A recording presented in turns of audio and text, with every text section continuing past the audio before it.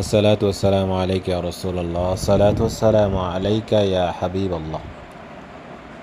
মাগরিবের নামাজের ঠিক পরের মুহূর্ত হাজিতে পরিপূর্ণ হয়ে গেছে মসজিদে নববী। ঠিক কয়েকদিন আগে একটা ভিডিও করেছিলাম যেখানে হাজির সংখ্যা অতি সামান্য, অতি নগণ্য ছিল। আজকে ঠিক মাগরিবের পরে হাজিতে পরিপূর্ণ মসজিদে নববী।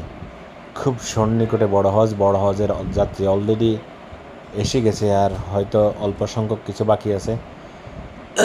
অনেকে আগে মক্কায় যাচ্ছেন, আবার কেউ আগে মদিনাতে আসতেছেন। যারা প্রথমে মদিনাতে আসতেছেন তারা পরবর্তীতে আবার তারা 8 দিন 9 দিন থাকার পরে মক্কায় চলে যাবে।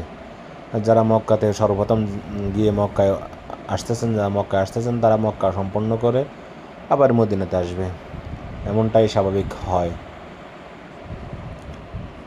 আল্লাহ এই বছর যারা বড় হজ করার জন্য মসজিদে নববীতে, হারামাইন শরীফে, মক্কা নগরীতে এসেছেন, আল্লাহ সকলের হজ কবুল করুক। হজ মাবরুর। আল্লাহ সকলের হজ কবুল করুক। যারা আসতে পারেনি, আসার ইচ্ছা মনে আছে, আল্লাহ সবাইকে আসার তৌফিক দান করুক। আল্লাহর ঘর কাবা, নবীজের রওজা, মসজিদে নববী, দুনিয়ার সকল মুসলমানকে আল্লাহ দেখার তৌফিক দান করুক।